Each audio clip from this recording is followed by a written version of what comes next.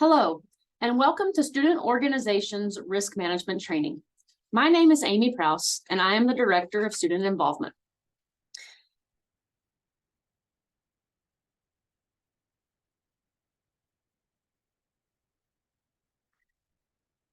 Real quick, we will go over our learning outcomes for this training. As a result of attending this training, you will be able to first understand why organizations are required to attend risk management training on an annual basis. You will be able to recognize the state-mandated risk management training topics. You will also be able to list the 5 types of risk. You'll be able to identify resources on campus to help manage risk within your student organization.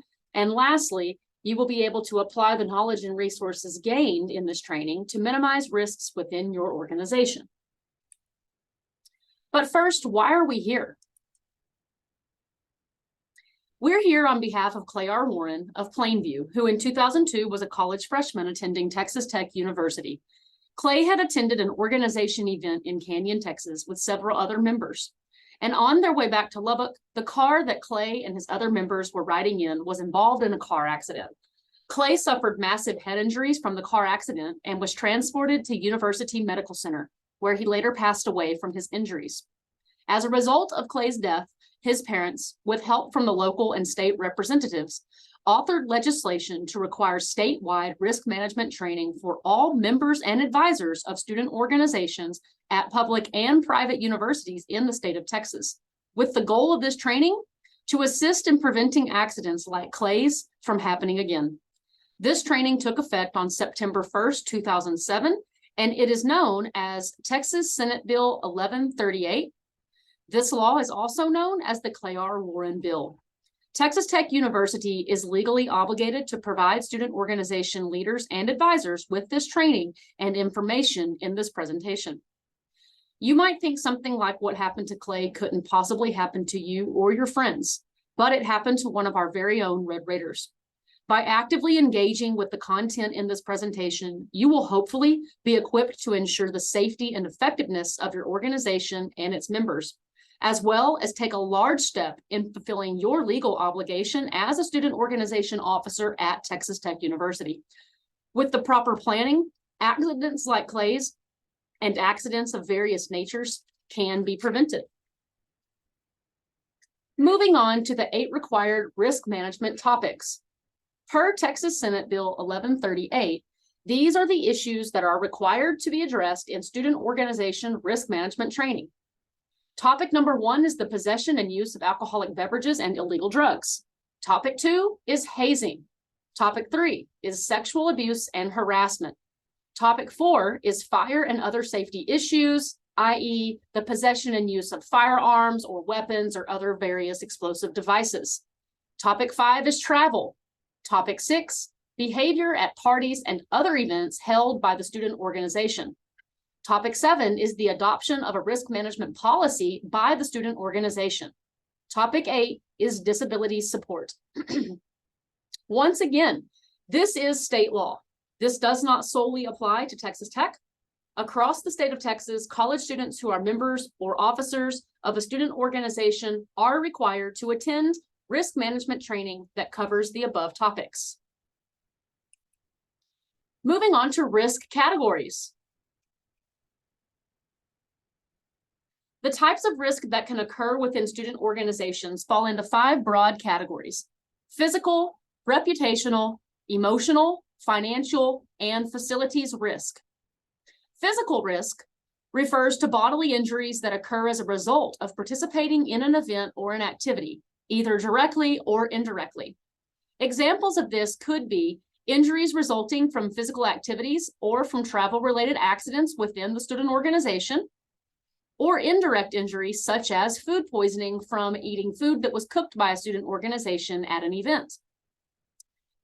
The reputational risk examples refer to incidents that can lead to negative publicity for the student organization, its advisor, and/or the university. This includes defamation, such as the effects of an article possibly being published in a student newspaper or comments made on various platforms. This is also the hardest type of risk to repair. The third risk we will discuss is emotional risk. Example of this refers to any incidents that could lead a participant attending an event to feel alienated by the group, or it is risk that negatively impacts the feelings of members of the institutional community. Next, we have financial risk. This refers to occurrences that can negatively impact the fiscal stability of the student organization or other organizations that support an event in collaboration with the student organization. This could result from the org needing to pay for damages incurred by the organization, or it could result from payment of damages caused by the entity sponsoring the event with an organization. This could include any breach of contract. It could include fees incurred by the cancellation of an event. And it could occur just from basic poor accounting skills and a lack of transparency with organizational funds. Lastly, we have facility risk. This refers to incidents that could cause property damage or prevent an event from taking place, such as inclement weather, a lack of space to have the event, property damage caused by the event attendees or a vendor in collaboration with the event. This also involves facilities access and facility safety during the event. Throughout this presentation, you will notice intersections of these 5 types of risk. It's important to consider all foreseeable scenarios and have a plan of action in place to handle a range of risk-related scenarios. Moving on to the foundations of good risk management. Good risk management is a concept that is a university-wide effort that requires everyone to participate. Within student organizations and campus life, establishing and sustaining a culture of risk management habits should be our collective goal. Culture applied to student organizations and campus life means that every staff member, student organization member, and advisor needs to believe that risk is inherent in the work they do and must behave appropriately in response to that belief. 2 of the most prevalent factors that cause risk management issues in student organizations are overconfidence and underexperience. The key to having a solid risk management system for student organizations is to ultimately practice humility. The risk management process.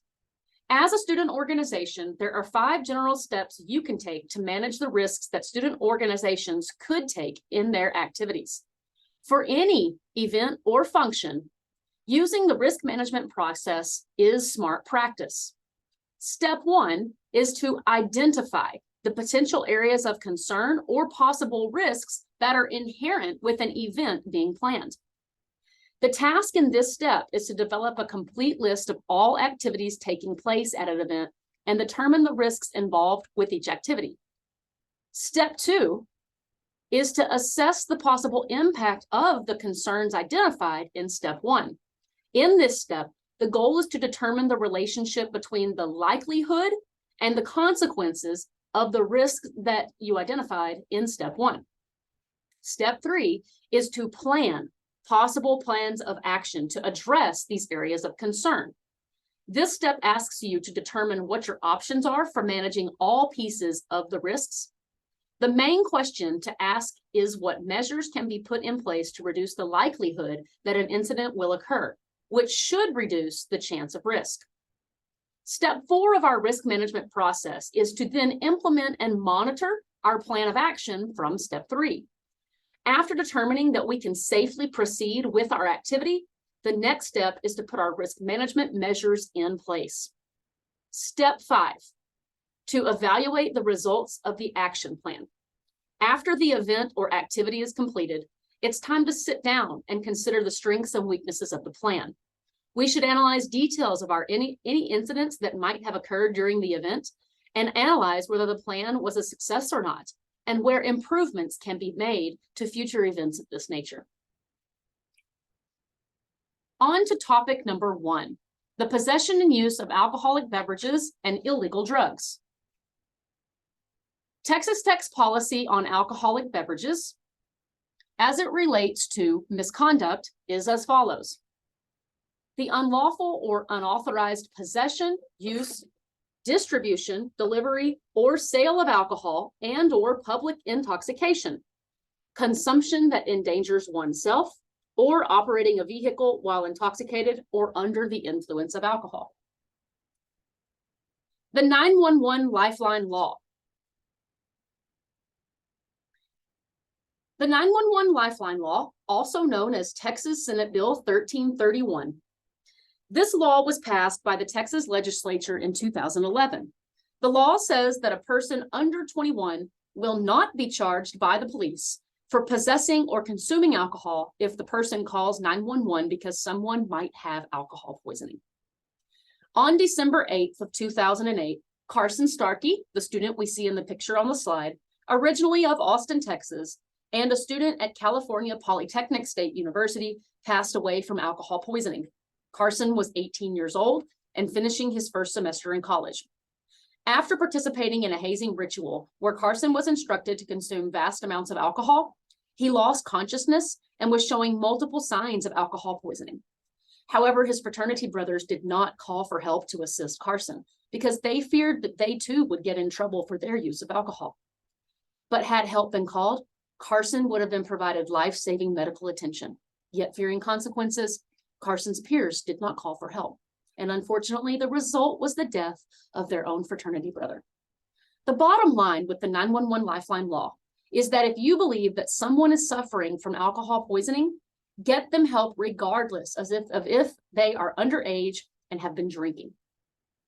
Drinking underage should not be a reason for not providing care to members in our organizations and other Texas Tech students. The 911 Lifeline Law says the following. This law gives limited immunity that applies only to the first person to call for medical assistance. The caller must remain on the scene until medical assistance arrives. The caller must cooperate with EMS and law enforcement officials.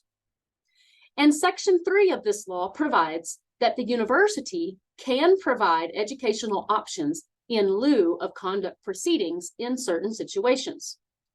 For example, students involved report to TTU conduct and are assigned to complete alcohol awareness trainings and a bystander type intervention training that are provided by ARISE instead of being issued a punitive punishment by the conduct office or another office on campus. Now we'll talk briefly about the role of a good event planning and how that can help us manage risk in our student organization. So when we have social events, we should consider that alcohol could very well be present, even if we have zero expectations that alcohol will be present. And we should prepare for the inherent risk that comes with the consumption of alcohol or use of substances. Following an event planning process will help with the distribution and consumption of alcoholic beverages. Some scenarios to help us wrap our heads around this event planning process could be if an organization decides to tailgate for a TTU football game, or maybe the organization is hosting an awards banquet. So, step 1 in the event planning process is the goal setting step. The goal setting step encompasses defining the event's goals and determining the needs or interests that the event will serve. We should ask ourselves, what is the goal of the organization's participation in tailgating activities or in hosting an awards banquet?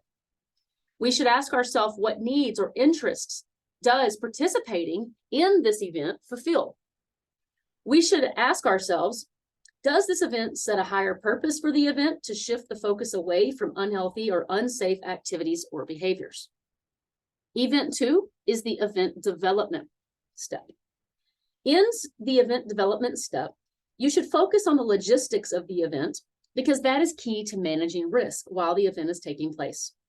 In this step, you can determine the event's budget. Do you have enough money to pay for a third-party vendor, or should you incorporate safe steps to allow BYOB? You should determine your funding resources. My apologies. You should be knowledgeable about any funding restrictions. You should be knowledgeable about the legality of the use of funds to purchase alcohol. You should also determine the target audience and any attendance restrictions. By this, we mean monitoring guest and crowd management, door and gate management, tracking admission capacity and event facility, and a decision on the presence of minors and distinguishing wristbands that will show minors from non-minors. Apologies, y'all. Step 3 is to meet with supporting campus resources, which means possibly meeting with student involvement staff to review the social event planning guide. Student involvement is always open to meeting with organizations to review event plans. Step 4 is the risk assessment. In step 4, you should determine potential risks involved with the event. What are the risks surrounding alcohol consumption? What are the risks surrounding the distribution of alcohol, whether it be through a vendor or through the BYOB method? In step 5, you should seek final approval from any entity that has deadlines for confirmation of, in step 5, you should seek final approval from any entity that is involved in the event logistics that needs a deadline or needs a confirmation from the organization to proceed with plans. In step 6, you should have the event. And then in step 7, you should have the post-event evaluation. I will note to you that steps 5, 6, and 7 look very much like our risk management process.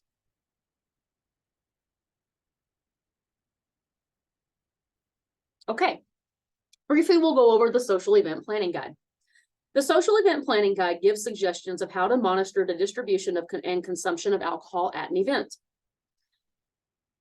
Suggestions for planning an event involving alcohol include considering BYOB versus a third-party vendor, consider member and guest management, managing the door of the event, managing the bar or the distribution area, whether that be at a BYOB or vendor event, considering the vendor itself, and then considering meeting with student involvement and using a third-party vendor. So let's talk about BYOB. This is a method that allows attendees to bring their own alcohol to an event. While there is inherently more risk involved with BYOB, this method can be executed safely. Some suggestions are as follows. You could limit the quantity of alcohol that is brought, such as limiting the amount of alcohol that's brought to 12-ounce cans or containers of a beverage. You can put limits on the type of alcohol, such as prohibiting hard liquor and only allowing beer and wine. You can prohibit cases of alcohol, such as 12 packs versus 30 packs of beer. You can prohibit other alcohol paraphernalia too, such as beer bongs, party balls, pitchers, tumblers, or any other type of alcohol device or game that encourages mass consumption of alcohol at one time. You could also prohibit drinking games that encourage inappropriate drinking behaviors, such as binge drinking. Mandating BYOB beverages are checked into a centralized distribution area, and a punch card system is used to acquire another beverage each time. This is also a method of BYOB management. All right, let's talk quickly about our third-party vendor. This method is inherently more controlled and therefore provides better natural risk management, as vendors require contracts for their labor and alcohol must be distributed by licensed individuals. The third-party vendor offers one centralized location for the distribution of beverages. It prevents over-serving. It prevents minors from being served. And the vendor must be licensed to sell and serve alcohol in the state, county, and/or city. Additionally, the organization hosting the third-party vendor must obtain a copy of the license from the vendor. The vendor must have a minimum of $1 million of general liability insurance, and they must name the organization as an additional insured entity, listing the org as a certificate holder. The organization must obtain a copy of the vendor certificate of insurance. The organization and vendor must agree to a cash or credit per drink sales only to of-age individuals. The organization must have reviewed the contract and the organization's policies with the vendor. All right, let's talk about managing the door, which kind of coincides with considering member and guest management as well. So when we're managing the door and we're managing our members and our guests, we should be carding everyone who enters the event.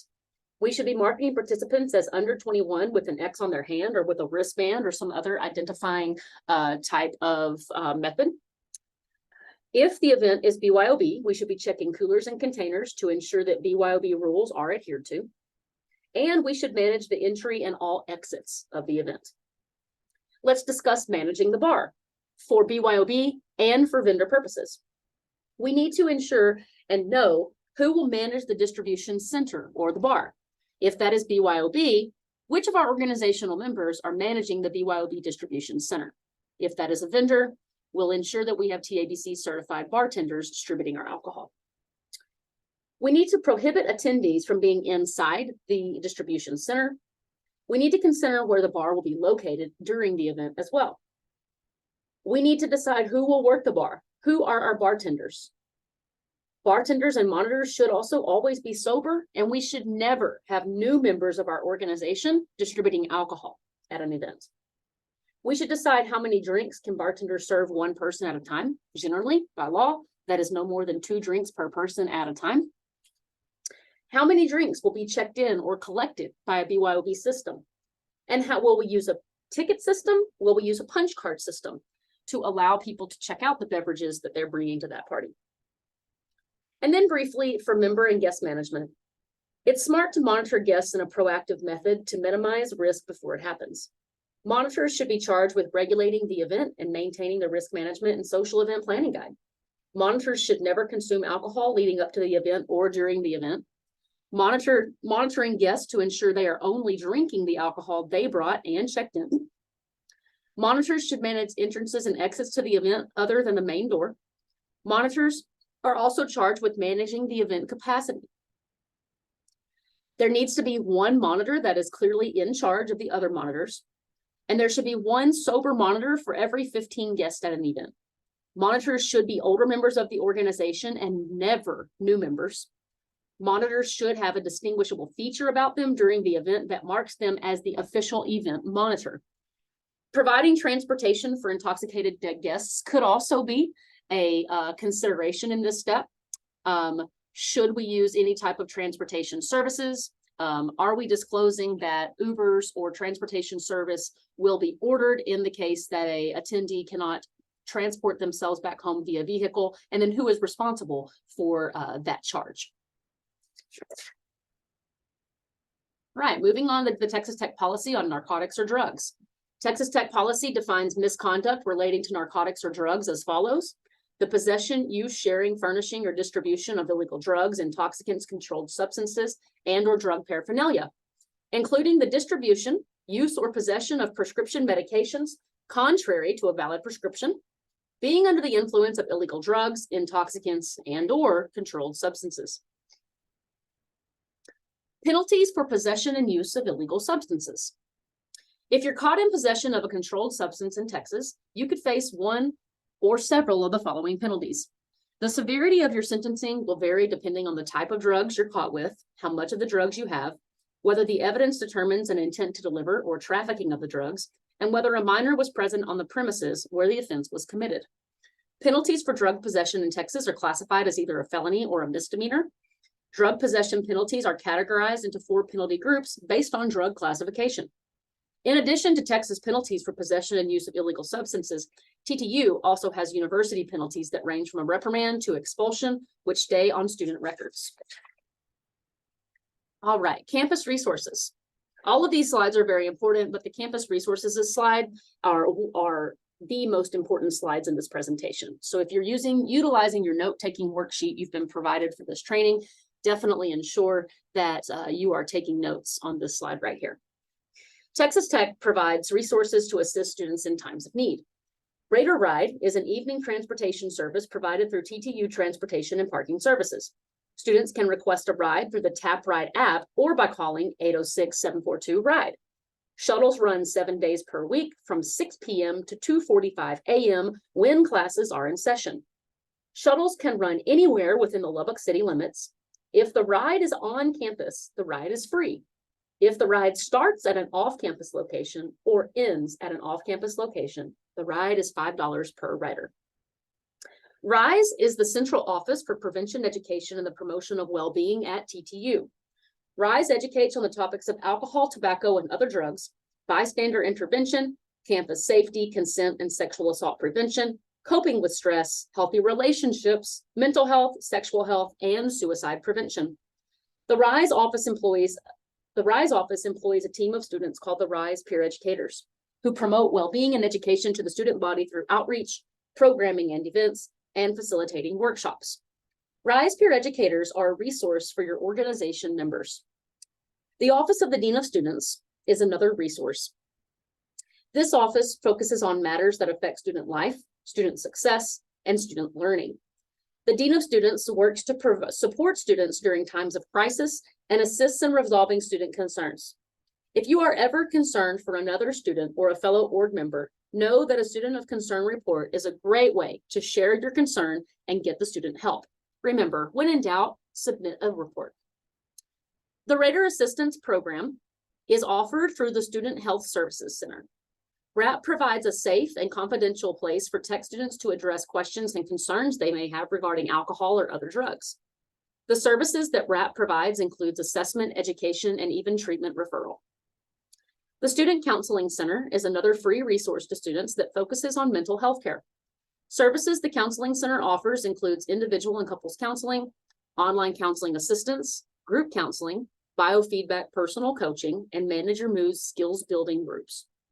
Lastly, the Couple Marriage and Family Therapy Clinic in the College of Human Sciences is another mental health care resource open to students. This service is not free to students, but services are provided on a sliding scale structure. Services offered at the CMFT clinic address depression and anxiety, grief and loss, school problems, family concerns, and a range of other topics.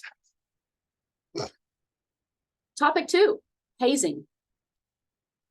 Texas Tech's policy on hazing is defined as follows. Hazing is the intentional, knowing, or reckless act directed against a student by one person acting alone or by more than one person occurring on or off university premises for the purpose of pledging or associating with, being initiated into, affiliated with, holding office in, seeking and or maintaining membership in an organization whose membership consists of primarily students. Consent and or acquiescence by a student or students subjected to hazing is not a reasonable defense in a disciplinary proceeding.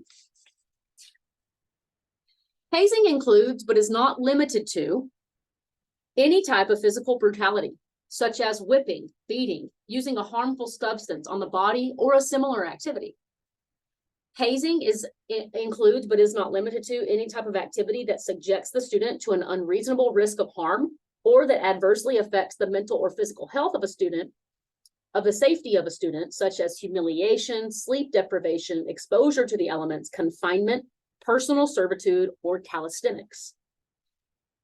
Hazing includes, but is not limited to, any activity that involves the consumption of food, liquid, alcoholic beverage, liquor, drug, or other substance, which subjects a student to an unreasonable risk of harm, or which adversely affects the mental or physical health or safety of a student. Any activity that induces, causes, or requires the student to perform a duty or coerces a student to perform a duty or task that involves coercing a student to consume a drug, an alcoholic beverage, or liquor in an amount that would lead a reasonable person to believe that the student is intoxicated.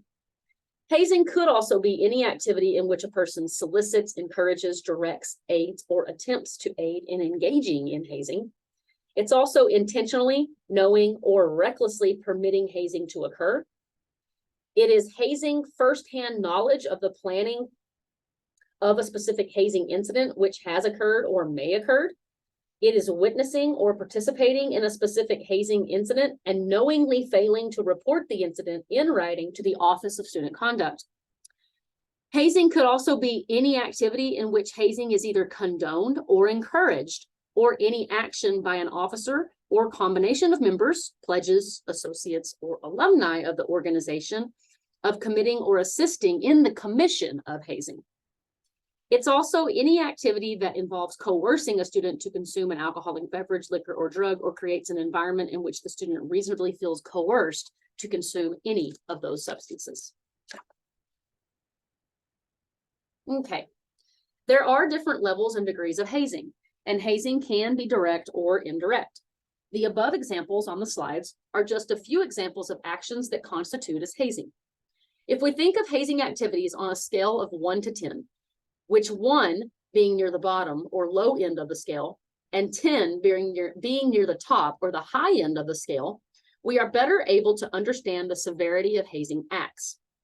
Running errands could be on the low end of the hazing continuum near 1, while forced alcohol consumption and bodily harm could be on the higher ends of the hazing continuum near 9 to 10, or even higher. Overhearing or listening to plans for an event where activities at that event could constitute as hazing might seem closer to the 1 or less severe end of the scale, but the person who ends up participating in that hazing activity at the event might experience something on the higher end of the scale. Encouraging members to just go through with an activity that is hazing because everyone else is doing it, or because it's organization tradition, or because it doesn't seem that serious to you, could fall on the higher end of the scale for both the direct and indirect acts of hazing. Lastly, not reporting an act of hazing is an indirect act of hazing that could fall on the higher end of the scale, as the effects of allowing an act of hazing to happen, rather than stepping in to stop an act from happening, could have a heavier impact on participating parties than often anticipated. The legal consequences of hazing. Hazing is a crime in the state of Texas. Committing an act of hazing could cost an individual or an organization a fine ranging from $2,000 to $10,000, and could also result in jail time ranging from 180 days to 2 years in prison. What you see on the slide are the legal consequences for individuals convicted of hazing offenses. If the entire organization or a section of organization membership is convicted of hazing offenses, there are other penalties. If the offense is found to have harmed another student in light of hazing, the charges are considered misdemeanors, and the organization as a whole will be charged between $5,000 to $10,000. If these actions cause a personal injury, extreme damages, or irreplaceable loss, it's punishable by a fine ranging from $5,000 or double the amount lost. Ultimately, we should consider how to prevent and address hazing. To prevent hazing, we must reflect on, analyze, and evaluate our organization's core values. As a student organization leader, it is our job to ensure that our organization's values are reflected in organization traditions, practices, events, and behaviors. Ultimately, our organization should promote belonging and well-being in safe and inclusive environments. The National Study of Student Hazing from 2008 reports that members of organizations in many groups that haze expect positive outcomes from hazing activities, such as having a stronger connection to the group, feeling a sense of accomplishment by proving themselves, earning their place, or feeling worthy of membership in the group, and building unity and trust among the group members. However, these desired outcomes are all achievable without hazing, and research shows that hazing can actually undermine groups' missions and purposes. The collaboration and acceptance of common goals and activities can reinforce the group or the team's shared identity. Ultimately, hazing can affect the 5 types of risk. It can affect the physical risk because someone can get seriously injured. It can affect the emotional risk because hazing can and often does have negative effects on members emotionally and mentally. It can have reputational risk from negative publicity that could cause the organization to shut down or have a loss of membership. It could have financial risk. There could be lawsuits. There could be an increase in insurance premiums. There could be a payment of fines as well. And lastly, there could be facilities risk stemming from the need to replace property if damaged during the acts of hazing. But some key resources for your student organization to consider when discussing the topic of hazing are the Dean of Students Office and the Office of Student Involvement. Topic 3, sexual abuse and harassment.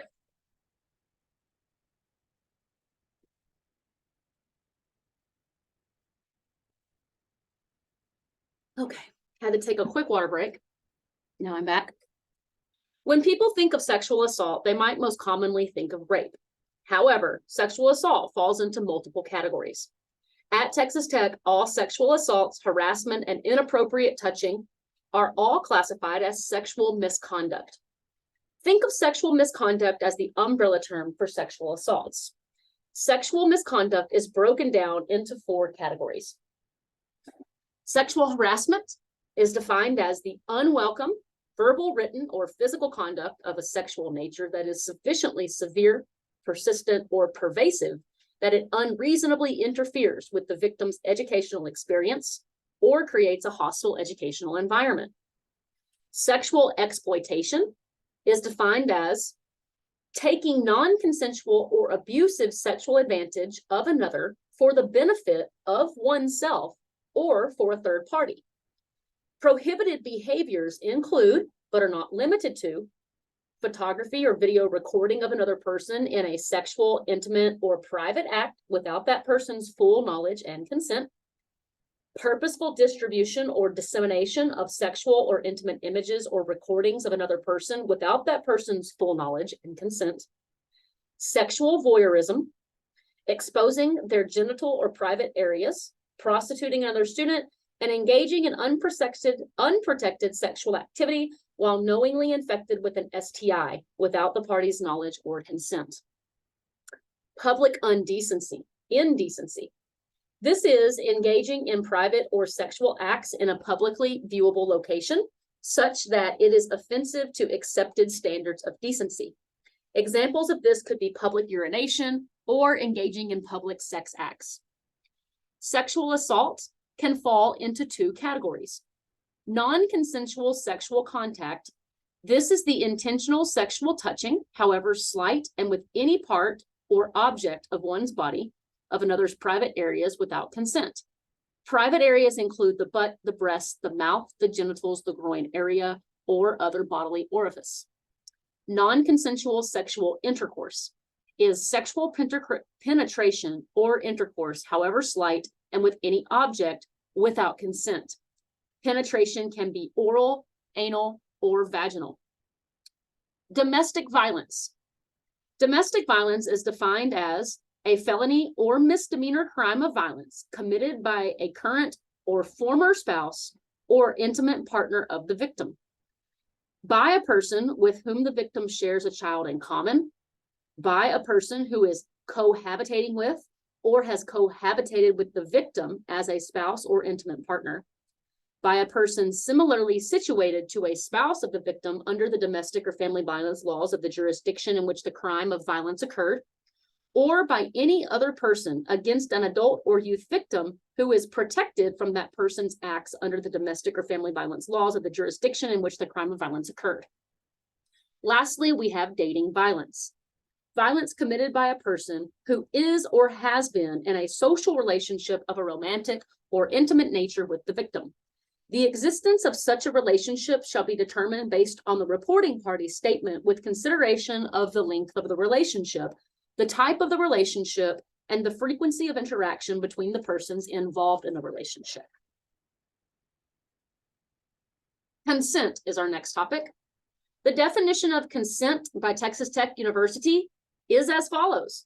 The term consent means mutually understandable words or actions actively communicated both knowingly and voluntarily that clearly conveys permission for a specific activity.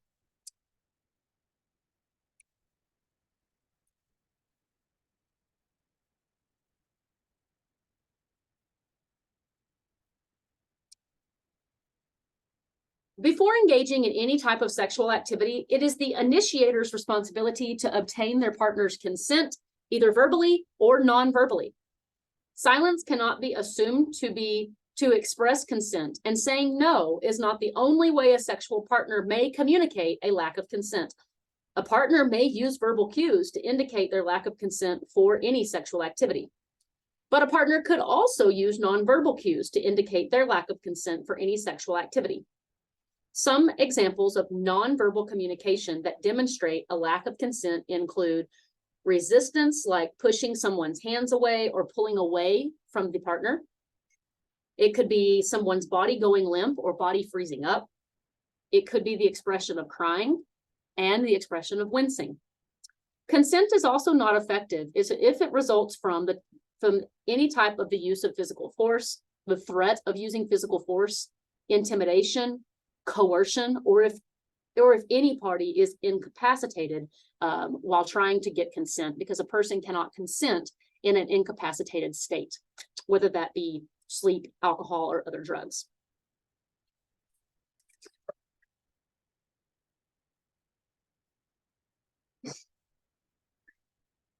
Here are some other points regarding consent.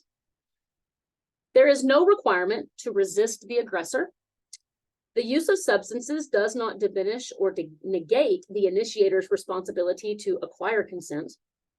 Consent does have an expiration date and can be revoked at any time for any reason. And prior existing relationship between consenting adults does not imply future consent, even in marriages and long-term relationships.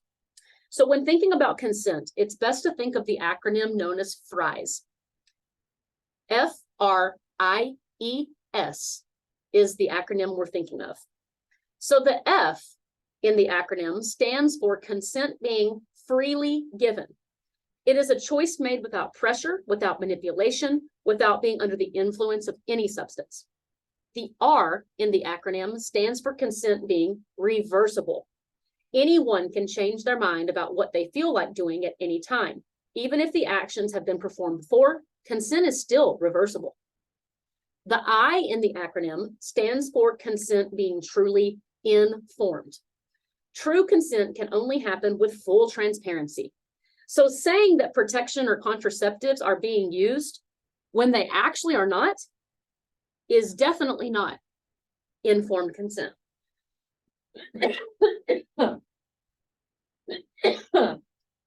Time out.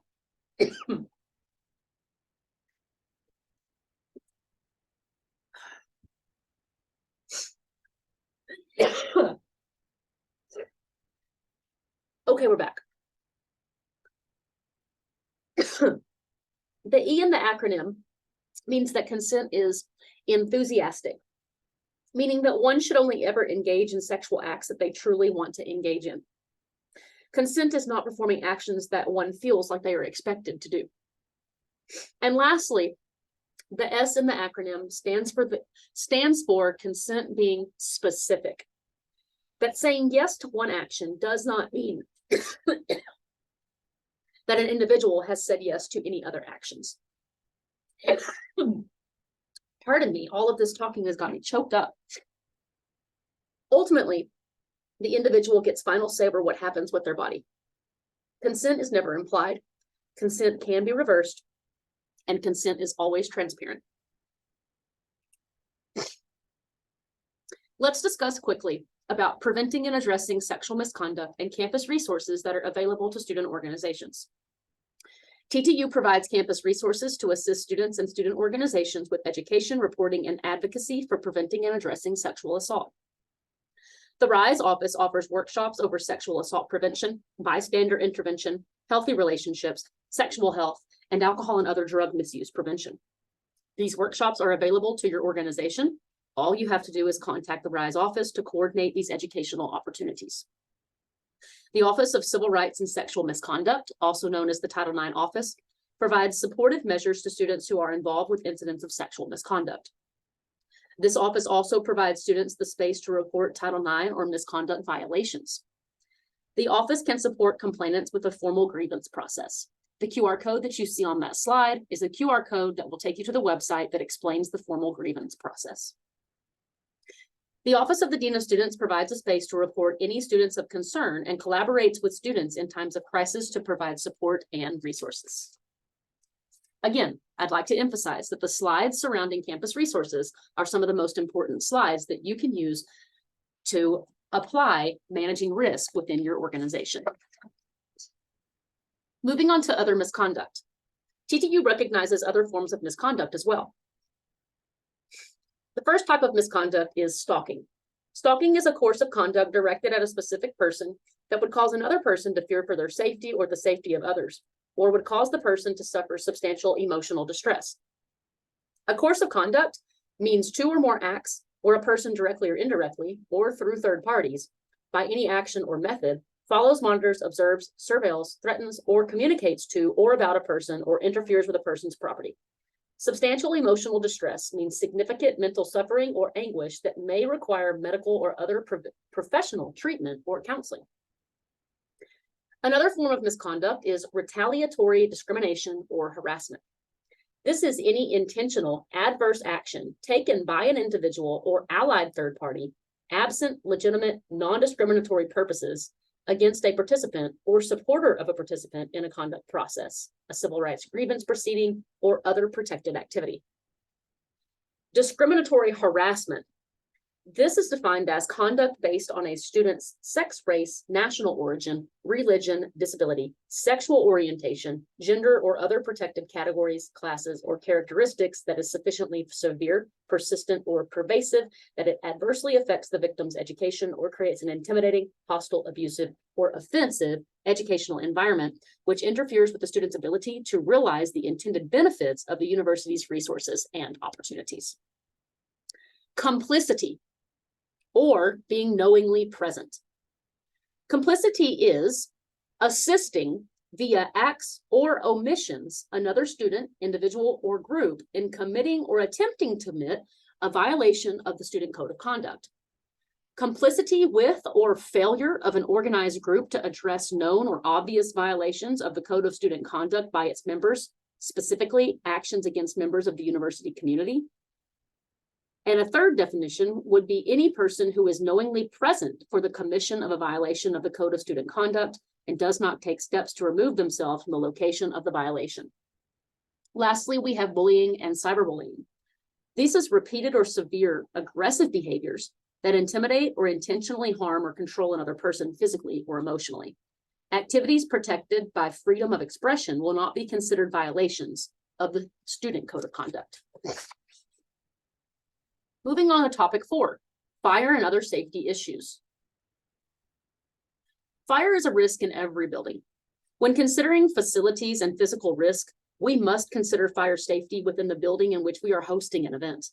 Here are some fire safety tips to follow when planning an organizational event. Prior to the start of the event and during the event, planners of the event should locate all exits and ensure exits are marked. You ideally should do this during the setup for the event.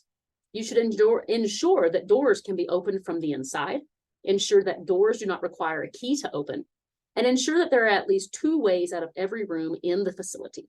You should ensure that there are clear paths towards the exits. In case a fire does start, people obviously need to leave quickly. You should never exceed the maximum capacity of the facility being used. If you have questions about the capacity of a facility, please contact the Texas Tech Fire Marshal.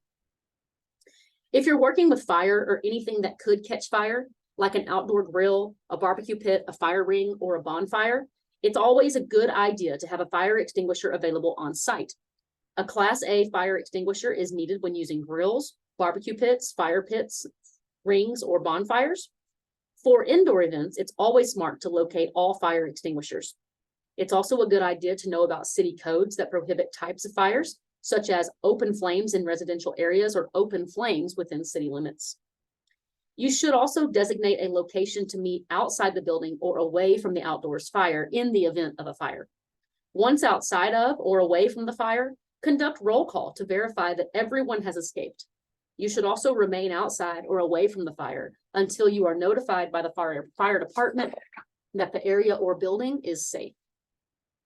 It is estimated that there are about 3,800 fires at schools or universities per year, according to the U.S. Fire Administration. From January 2000 to 2018, there were 92 fatal fires documented that occurred on a college campus, in Greek housing, or in off-campus housing, claiming a total of 132 victims. This is a report from the Center for Campus Fire Safety. Moving on to the topic regarding firearms, weapons, and explosives. Texas Tech policy defines misconduct as the illegal or unauthorized possession of firearms, explosive, other weapons, or dangerous chemicals, or use of any item in a manner that attempts to harm others. Campus carry policy. The state of Texas does allow people to carry handguns on their person. Likewise, TTU also has a campus carry policy. Texas House Bill 910, passed in 2016, legalized the open carry of handguns in Texas for people who have a concealed handgun license. However, this law allowed institutions of higher education exceptions to create policy that fits the individual campus environment. Texas Senate Bill 11 allows people to carry concealed handguns on academic campuses. But again, the law allows institutions of higher education to have discretion in tailoring this policy to the campus environment. On September 1st, 2021, Texas signed into law the constitutional carry law. This law modifies the 2016 House Bill 910 open carry law by allowing people 21 and over to either openly or concealed carry a handgun in a holster without any permit to carry. So how does this law affect TTU's campus carry policy? It doesn't.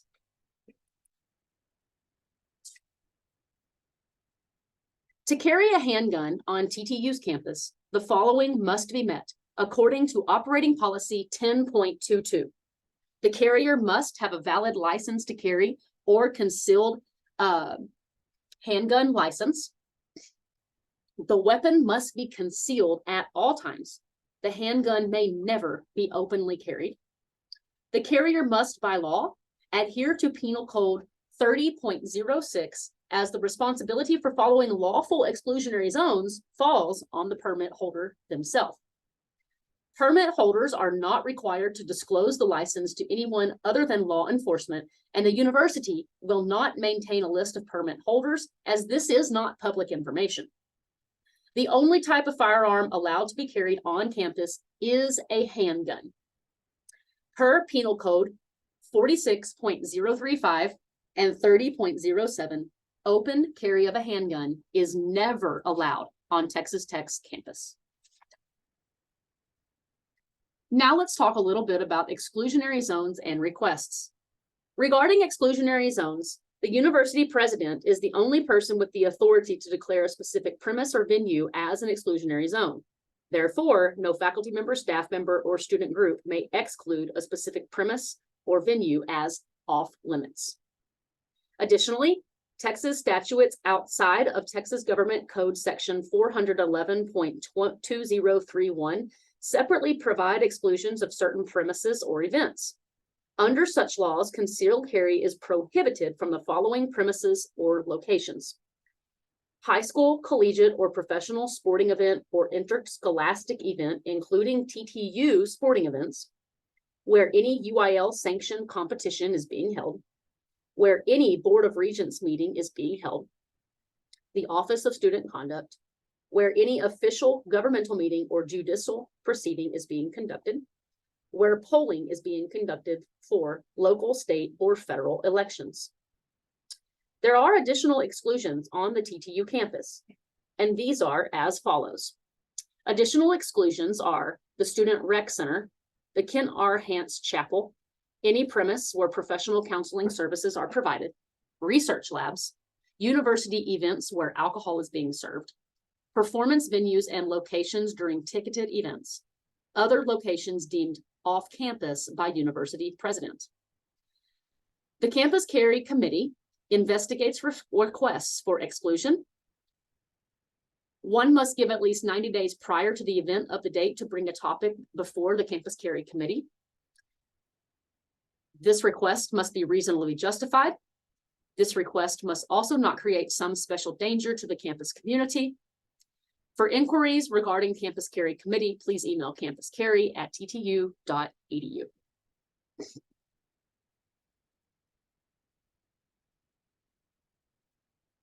Active shooter. Regarding active shooter situations, student involvement encourages student organizations to utilize resources provided by the TTU Police Department. TTU PD offers a recorded active shooting presentation on their website. TTU PD also offers in-person active shooter training. If you feel that your organization's members can benefit from a live active shooter training, you simply need to contact TTU PD's Sergeant Clint Jackstus. For in-person trainings, you can call the Texas Tech Police Department at 806-742-3931 and request to speak with Sergeant Jaxtus. If you have not already, you should also sign up for Tech Alert. These notifications include anything from danger alerts that are happening on campus to weather notifications, etc.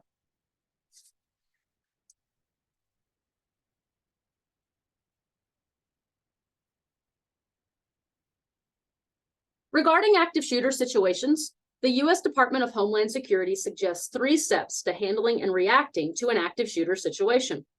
Please note that these small 3 steps do not take the place of an in-depth training, and student involvement, again, encourages you to employ the resources and services of the Texas Tech Police Department. But good practices for coping with an active shooter situation involve 1, evacuate if there is an accessible path. Evacuate the premises. 2, hide out. If evacuation is not possible, find a place where the shooter is less likely to find you.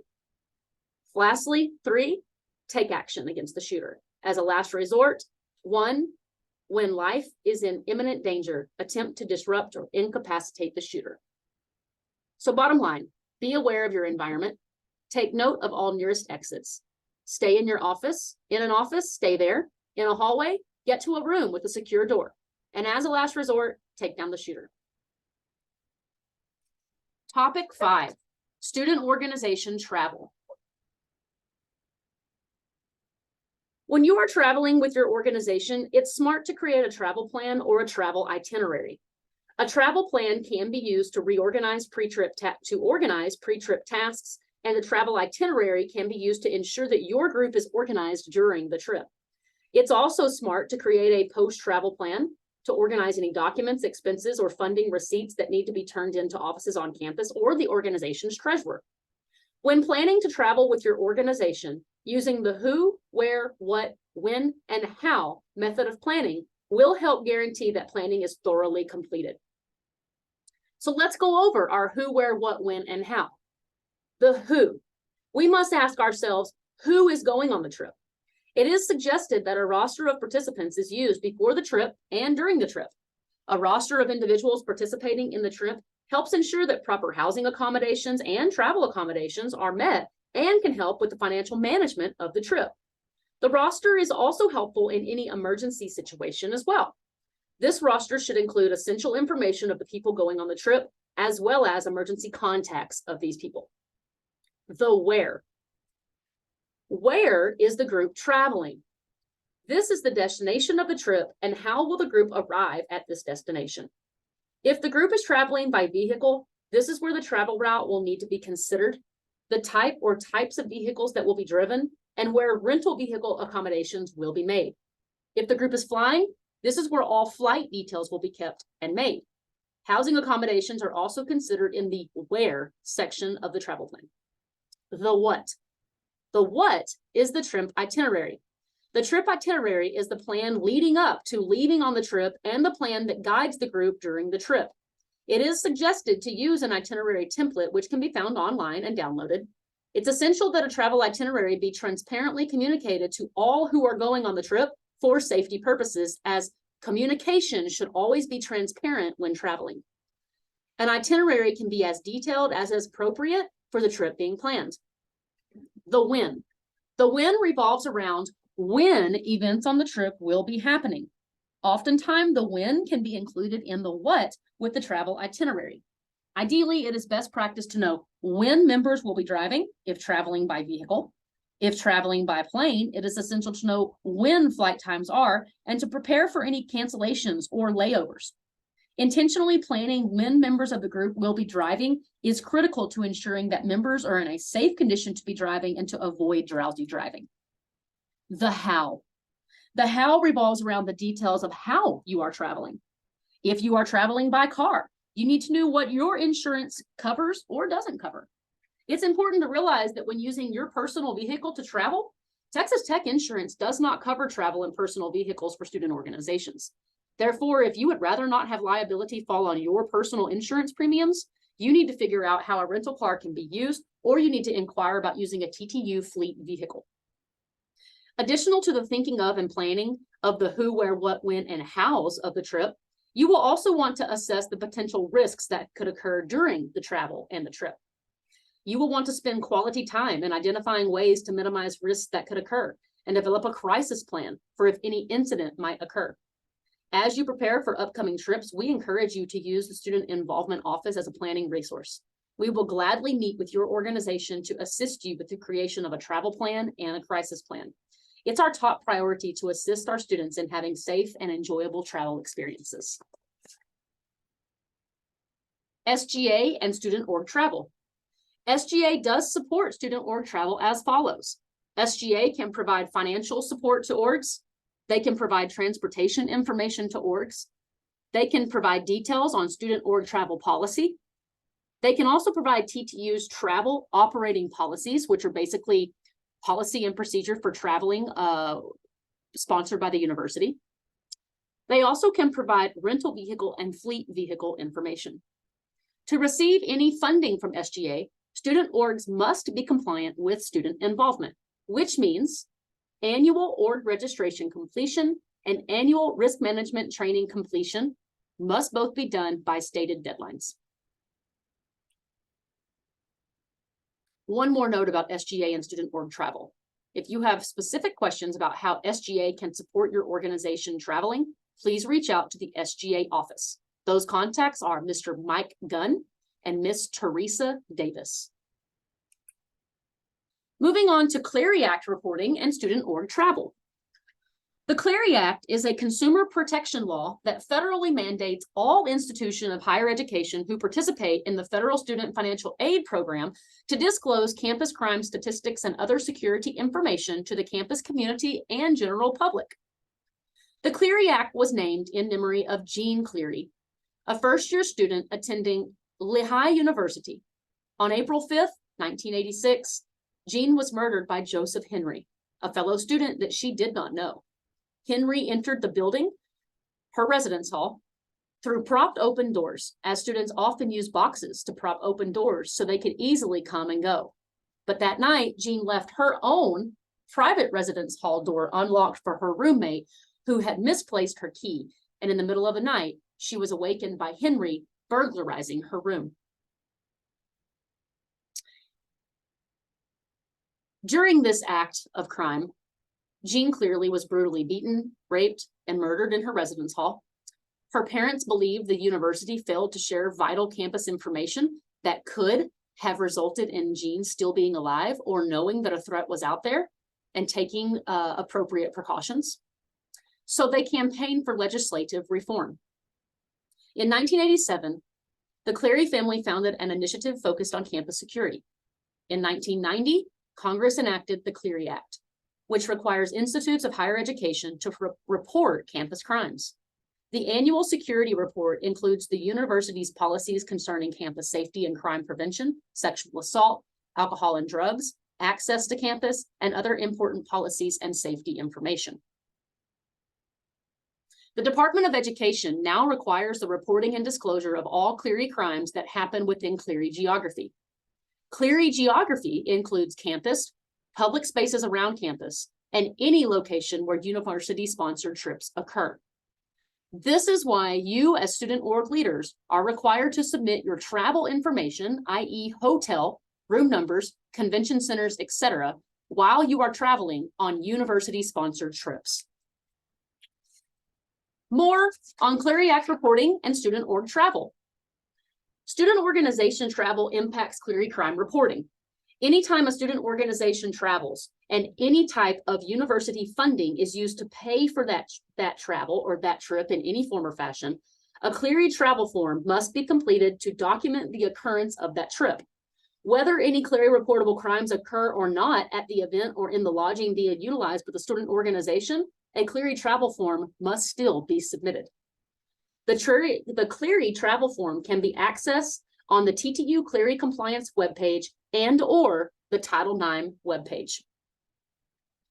In the Clery travel form, what is asked is as follows: the name of the org or the student group, the program leader, sponsor, or the campus security authority. For our student organizations, that would be the faculty staff advisor. the hotel and lodging information for where the members of the student organization stayed while on this trip, and the event information.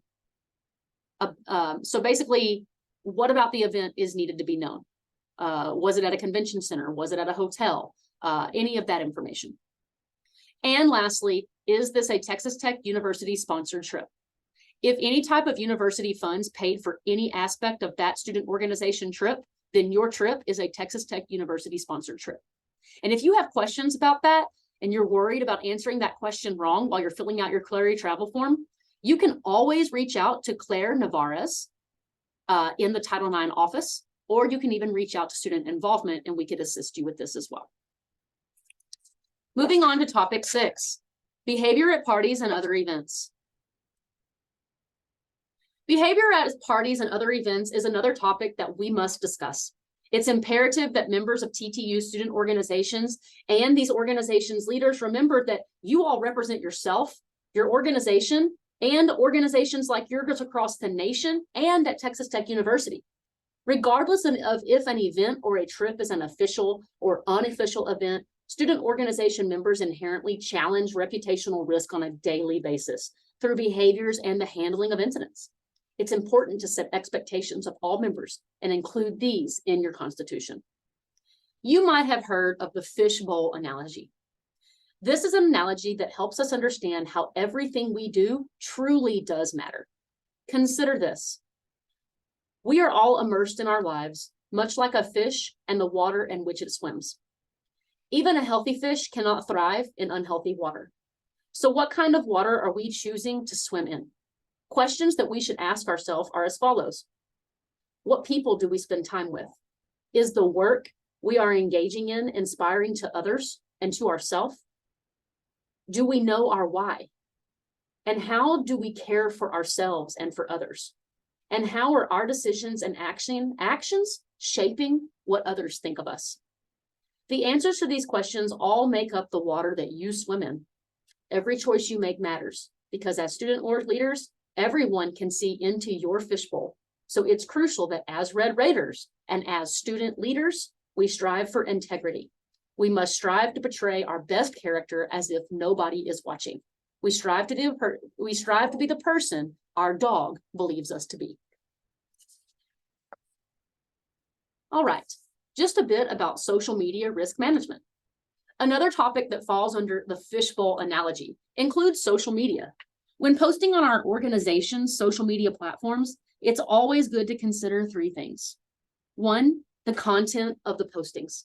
We should always ensure that the content of our posts aligns with the mission and purpose of our organization. It's wise to keep personal views and opinions off organizational social media platforms. Social media is the easiest way to ruin organizational and personal reputation. So please exercise caution when using social media for your organization. The second consideration is access to social media accounts. Be cautious about who has access to your organizational social media accounts. With the transition of officers, it's smart to change the passwords to social media accounts. It is recommended that rules and expectations about the handling of organizations' social media accounts be written into the org's constitution and into officer duties. Consideration number 3 is names on postings. Lastly, when posting on social media, it's important to remember that for privacy and safety reasons, names of members and guests should not be included in postings. Additionally, it's respectful to ask members and guests if the org has the individual's permission to post any pictures of them on social media. Topic 7, the adoption of a risk management policy.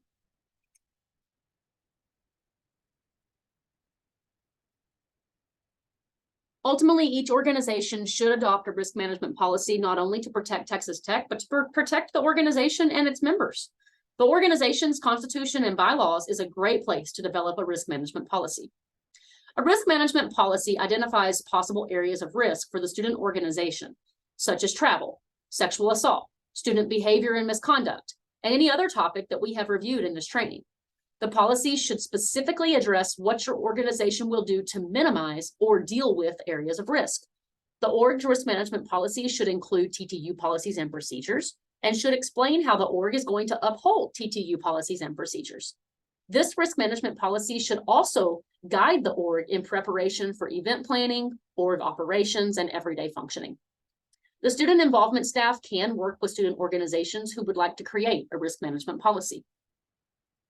On your note-taking sheet, you're going to be asked to list the elements of a risk management policy. The elements that you should list are: identifies areas of risk, include university policies, include policies of state, local, or national organization if applicable. Risk management policy should include your organization through as many, guide your organization through as many hypotheticals as possible. You can also write down, include the risk management policy in the Constitution or bylaws as a separate document, and then upload current org documents to the documents page on your TechConnects organizational profile.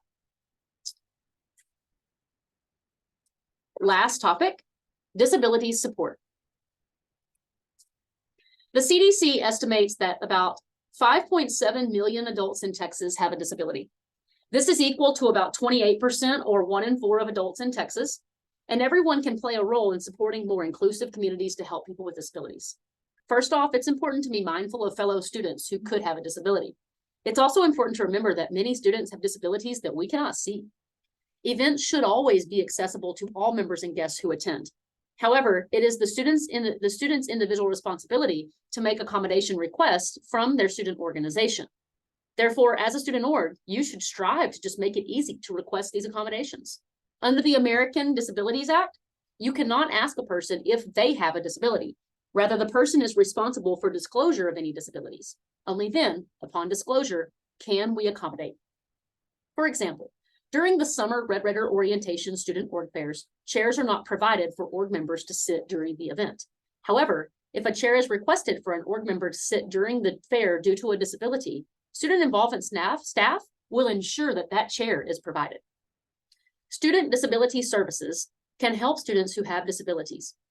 SDS offers information on campus accessibility, disability awareness, sign language interpretation, loaning of some assistive devices, tutoring, and priority registration. SDS also provides information regarding and referral to a variety of campus and community resources. SDS can answer any questions you might have about accommodating individuals with disabilities.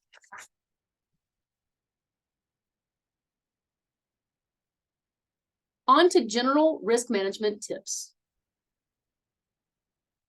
Lastly, we would like to point out that one of the best risk management tips is to plan ahead. Planning ahead gives you the opportunity to address issues that might pop up later during a specific event.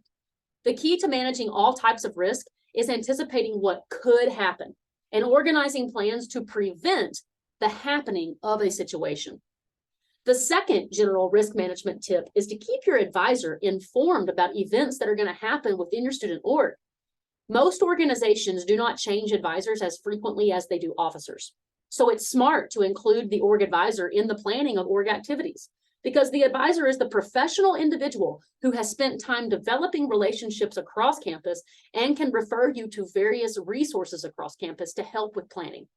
The advisor is your connection to TTU as an institution. Another important component is for you and your organization to train and educate the new officers in the organization who are charged with planning events and who will continue to run the organization in years to come. A smooth officer transition is key to determining the success of your organization and avoiding unforeseen incidents. Lastly, reviewing the organization's constitution on a yearly basis is wise, because inherent with organizational growth is the adaptation of the Constitution so the document continues to meet the needs of the organization, its members, its officers, and the community the organization serves. Consistently reviewing the Constitution also prevents violations of the Constitution. By investing in awareness strategies and focusing on any potential risks that are associated with the functioning of your organization, you set up your org for success. Chances are, if it doesn't feel right, then it probably isn't. Now that you have listened to the delivery of this student organization risk management training, to receive full credit for the listening that you just did, you must complete the 2022-2023 excuse me, those are the wrong dates. The 2023-2024 Student Org Risk Management Training Post-Assessment. So, to receive credit for this state-mandated training, you must complete the post-training assessment in TechConnect. If our office does not receive the post-training assessment, your org will not receive credit for this training. Because this training is state-mandated and we must report our compliance each January, we will not budge on training absences or the lack of a submitted post-training assessment. Please ensure that you have successfully submitted the post-training assessment, and please ensure that your attendance at this training has been recorded. By completing this module, your attendance at this training is recorded. To receive full credit for actually completing this module, you must separately, outside of this module, go submit the Student Org Risk Management Post-Training Assessment. Now, I will show you how to find that assessment.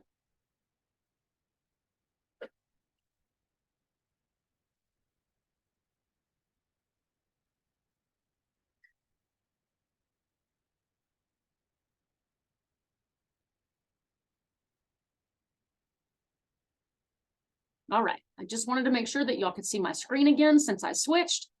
So when you're looking at your TechConnect homepage right here, click on your menu option that pops out to your left. In that vertical menu, you're going to click Forms. The Risk Management Post-Training Assessment form will always be a form that has a gold star next to it. So it's easy for you all to find. What you do is you simply just scroll down to it to find the 2023-2024 Student Org Risk Management Training Post-Training Assessment. If you have trouble finding that assessment, no worries at all. You can email studentorgs@ttu.edu, and we're happy to send you the link to the assessment. So there's always a way for you to find the link to the post-training assessment. I cannot emphasize how important it is for you to submit the risk management training, the risk management post-training assessment after completing this module. Now I'll go back to the presentation.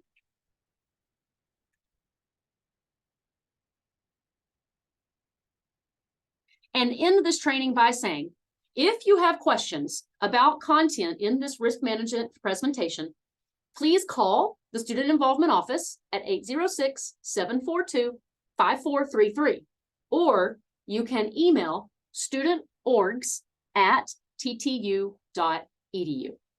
And lastly, again, don't forget to submit your Student Org Risk Management Post-Training Assessment in TechConnect. Thank you all for listening to and viewing this training. I sincerely hope that this was informative and helpful for you. We are here to support your student organization, and we hope that this is productive. Good luck to you all in the coming year. Please reach out to our office if you need support in any way. We're happy to help you all. And bye-bye.